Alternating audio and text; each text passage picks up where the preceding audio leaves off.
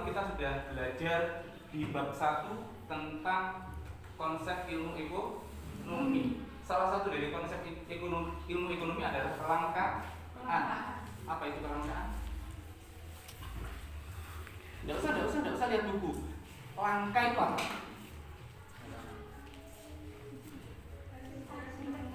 Sesuatu yang jarang ditemui, apalagi sesuatu yang terbatas, apalagi sesuatu yang apa? Jarang dilihat, benar. Kalau sesuatu yang langka jarang dilihat, akhirnya barang itu menjadi mahal. Masih ingat faktor produksi? Ada 4: sumber daya sumber daya manusia, dan skill. Kelangkaan sumber daya manusia itu diperoleh apabila orang yang memiliki kualitas sumber daya manusia yang handal itu biasanya bayarannya juga mahal. Contohnya, kenapa Agnes Monica dikatakan sebagai penyanyi papan atas? Tahu Agnes Monica? Tahu ya? Bayarannya mahal ya? Tahu nggak berapa tarifnya sekali nyanyi? Berapa? 100 juta. Nggak sama nyanyi kira-kira dibayar kira? 1000 kadang-kadang kayak ngamen dulu ya. Itu anak-anak pentingnya meningkatkan kualitas sumber daya manusia. Jadi saya berharap nanti anak-anak menjadi sumber daya manusia yang berkualitas. Karena apa? Segala sesuatu yang berkualitas dan langka itu harganya pasti mahal. Anak-anak pernah mendengar Agnes Monica nyanyi? Pernah. Yang kalian ingat lagunya apa kira-kira? Begitu Roma Irama. Masih ingat lagu Agnes Monica? Ada lagu Matahariku, iklan sampo clear maksudnya. Jadi anak-anak, kenapa Agnes Monica itu bayarannya mahal? Karena kita jarang bisa meniru suaranya, karena suaranya melengking tinggi. Contohnya lagu Matahariku seperti ini. Getaran di hatiku yang lama haus akan belayanmu, seperti saat dulu, saat-saat pertama kau dekat dan kau kecup bibir ini dan kau bisikkan kata aku cinta kepadamu.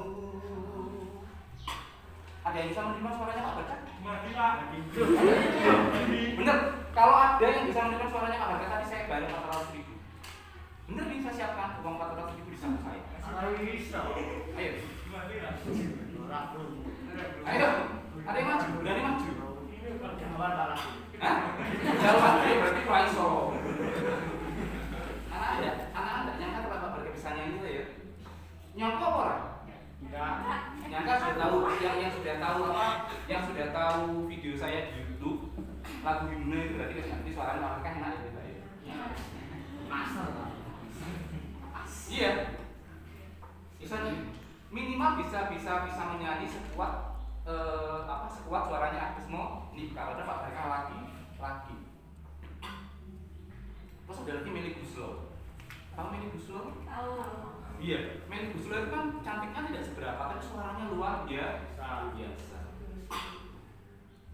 Yang kita tidak bisa menirukan, kadang-kadang tidak bisa menirukan apa yang dilakukan oleh Melly Guslo, sehingga bayarannya juga mahal. Lagu Bunda yang terkenal. Oh Bunda, ada dan tiada dirimu kan selalu ada di dalam hatiku. 700.000 kalau ada yang bisa mati Pak saya. Karena dan selingan saja bahwa pentingnya meningkatkan kualitas sumber daya manusia. Pak Barokah bisa guru biasa sih, tapi bisa keliling Indonesia, bisa keliling luar negeri hanya karena bisa jadi guru tapi bisa menyanyi. Kan jarang jadi guru bisa menyanyi. Siapa guru musik bisa nyanyi? Dia Pak Barokah. Iya, anak-anak jadi terkagum-kagum lihat saya. Dan anak-anak itu selingan saja. Kita mengacu ke materi tentang sistem ekonomi. Sistem ekonomi ada berapa? Mosok 3. Di situ memang saya tulis 3. Ya, berarti tidak membaca LKS-nya. 5. Hah? Ada berapa? 5. Apa saja? Sistem ekonomi tradisional, apa lagi? Terpusat. Sistem ekonomi pasar. Campuran. Perekonomian Indonesia berarti 5. Nah, kita bahas satu-satu. Yang pertama adalah sistem ekonomi tradisional. Intinya adalah bahwa sistem ekonomi tradisional itu ciri-cirinya yang pertama apa? Alat-alat ekonomi masih sederhana. Kalau anak-anak belajar sejarah, dulu ada zaman purba, ada zaman purbagian, ya. Itu sistem ekonomi tradisional. Sekarang apakah ada suatu daerah yang masih menggunakan sistem ekonomi tradisional? Masih ada atau tidak? Di mana contohnya? Masih lama. Oh, di pedalaman, di Papua misalnya ya. Oke. Di Papua alat-alat di apa? Saudara-saudara kita yang ada di Papua, tidak semuanya tapi ada yang di pedalaman itu masih menggunakan sistem ekonomi tradisional. Orang-orang Papua jarang banyak yang tidak pakai baju. Karena apa? Katanya kalau pakai baju gatel.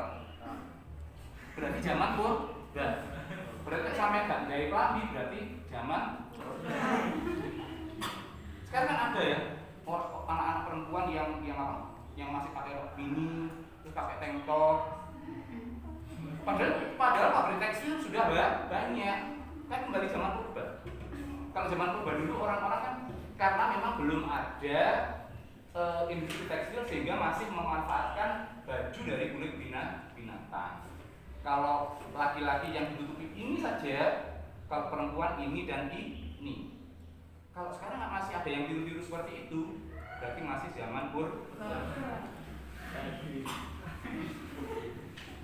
Sistem ekonomi tradisional. Yang kedua adalah pertukaran dilakukan dengan secara barter. Pertukaran barter adalah pertukaran antara barang dengan barang. Kenapa pertukaran barter tidak berlangsung sampai sekarang? Iya, sudah ada mata uang. Terus apa lagi? Kenapa kok tidak pertukaran barter tidak berlangsung sampai sekarang?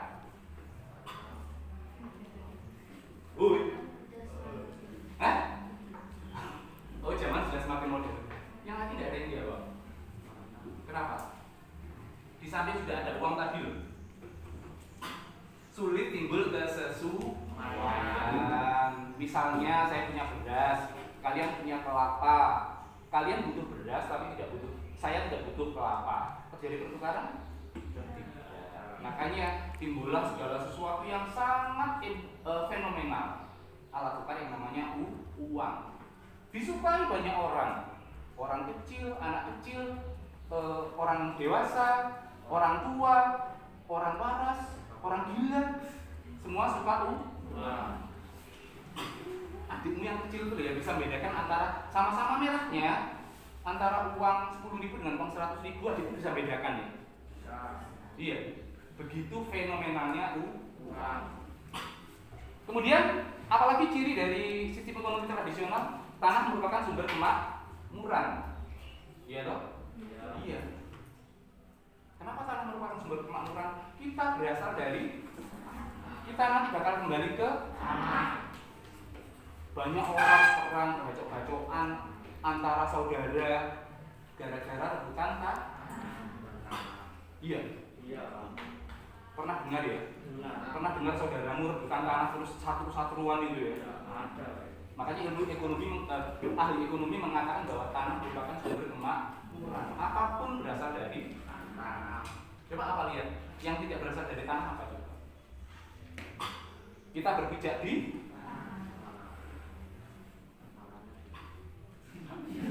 sistem ekonomi tradisional. Yang kedua ada sistem ekonomi terpusat atau sistem ekonomi komando, di mana bahwa sistem ekonomi komando segala aktivitas ekonomi dikendalikan oleh pemerintah pusat. Mbak coba dibaca cirinya. Cirinya sistem ekonomi komando atau terpusat.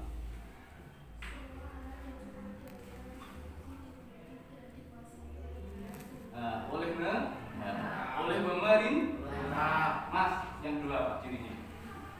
Pekerjaan yang tersedia dan siapa yang akan bekerja ditentukan oleh pemerintah. Oleh pemerintah. Yang ketiga apa? Kebijakan ekonomi diatur oleh pemerintah. Oleh pemerintah. Berarti benar yang saya tulis ya? Benar. Apalagi? Sudah, cuman berapa cirinya lagi? 3. Kemudian pasti semua sistem ekonomi memiliki kelebihan dan kekurangan. Termasuk kita sebagai manusia memiliki kelebihan dan kekurangan. Sistem ekonomi juga begitu. Pemerintah juga begitu. Kebijakannya tidak ada yang sempurna. Pasti memiliki kelebihan dan kekurangan. Seperti kemarin ketika DPR mengesahkan RUU Cipta Kerja atau Omnibus Law, yang terjadi apa? Demo. Gelombang demo besar-besar.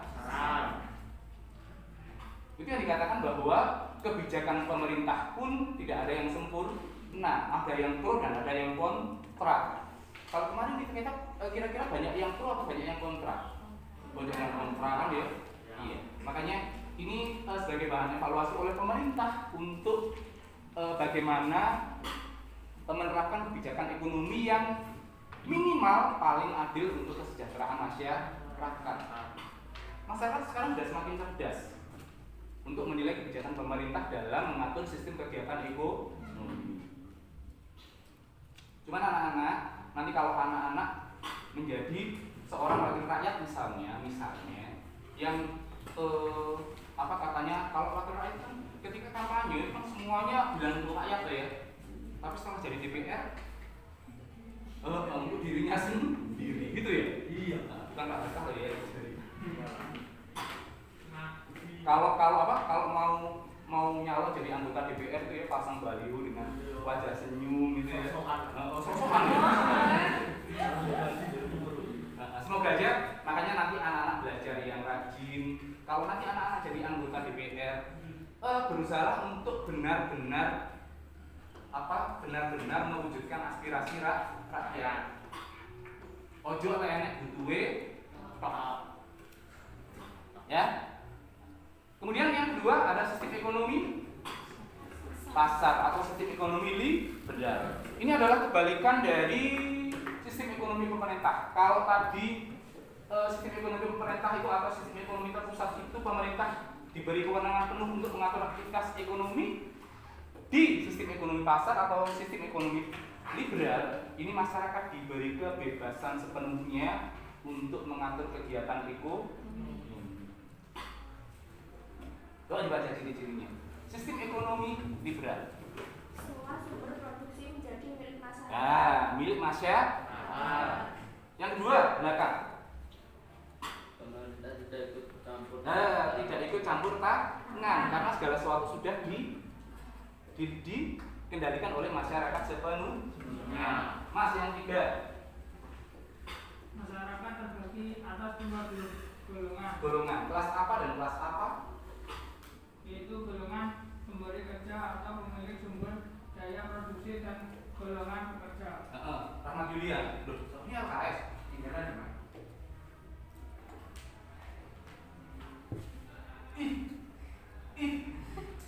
Diarani pelanggaran dia.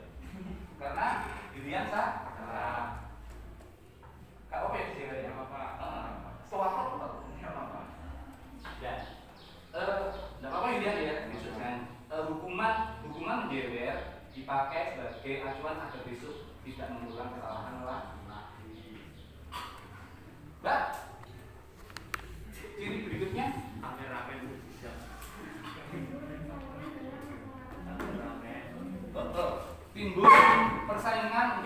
keuntungan. Dalam ekonomi liberal menganut sistem time is money. Waktu adalah uang. Time is money. Kalau kira-kira anak-anak berpendapat tentang uang, apakah benar time is money, waktu adalah uang dalam mengatur aktivitas ekonomi? Iya apa anda? Iya. Iya, uang segalanya. Tapi ada yang bilang uang bukan segalanya, tapi tanpa uang kita tidak bisa apa-apa. Iya, benar ya? Benar ya. Segalanya untuk uang, apalagi? Segalanya untuk uang. Oh. Segalanya butuh uang. Semuanya bisa dibeli dengan uang.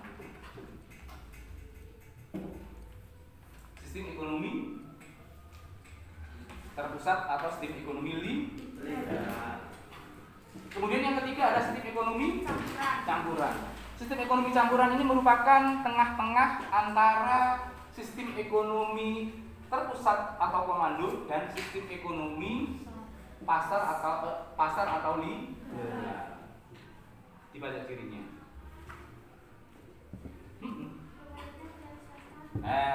Pemerintah dan swasta berarti campuran. Apalagi Mbak? Tatanan ekonomi merupakan mekanisme pasar, tetapi masih terdapat campuran tangan pemerintah. Terdapat campur tangan pemerintah. Sistem ekonomi campuran. Apalagi? Terjadi persaingan dalam perekonomian. Tetapi pemerintah iya. Ada campur tangan, ada persaingan, tapi campur tangan pemerintah dalam mengendalikan kegiatan ekonomi. Masih ada cirinya? Sudah habis. Nah, kemudian ada sistem ekonomi Indonesia atau Indonesia memang apa? Demokrasi ekonomi. Demokrasi ekonomi diatur dalam pasal 33 ayat 1, 2 dan 3 Undang-Undang Dasar 1945. Ada yang masih ingat? Kalau ada yang masih ingat, saya kasih uang 200.000.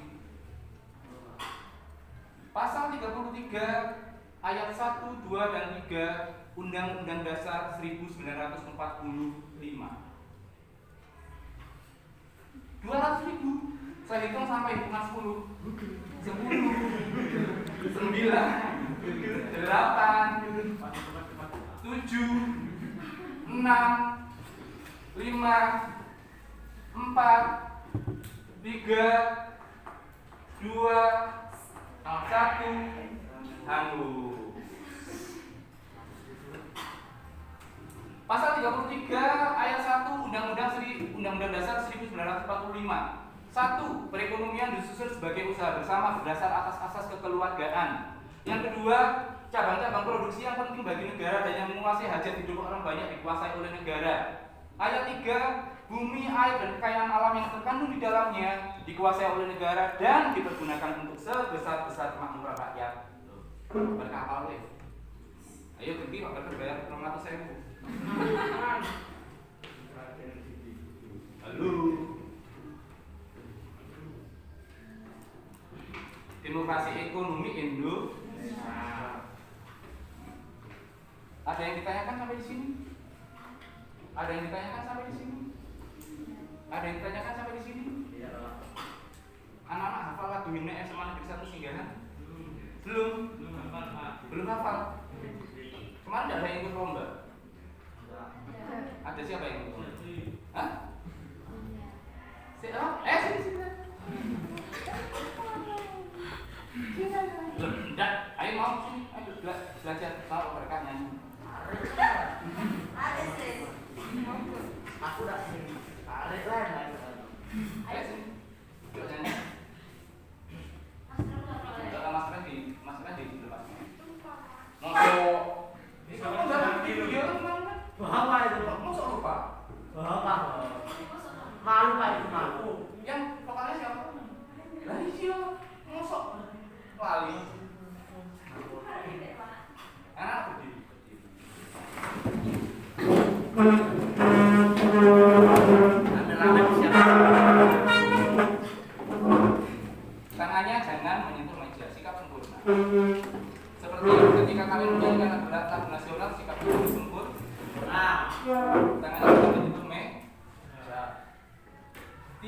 keempat, berpendar indah lukisan cakrawala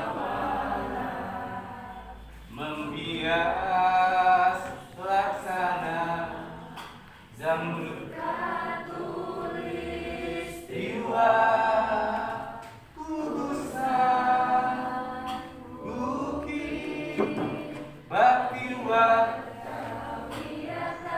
anugerah terhebat Tuhan Maha Kuasa berseri semerbak iman ilmu dan amal bersama melangkah tangan maju meraih predikat sekolah adiwiyata keringan budaya lestari lingkungannya. terima Kasih wahai guru tersayang, di tangan kami maju berkembang membangun jiwa mandiri sejahtera. majulah. SMA 1 Singgahan Jaya.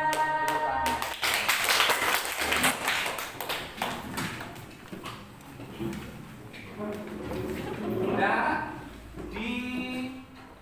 dikerjakan uji kompetensinya. Kalau tidak ada itu ditanyakan, ya dikerjakan uji kompetensinya. Jangan sampai tidak mengerjakan juga, karena nilai tugas itu akan membantu nilai kalian ketika ulangan nilai kalian tidak memenuhi kompeten. Terima kasih. Semoga pertemuan kita kali ini dinilai sebagai ibadah.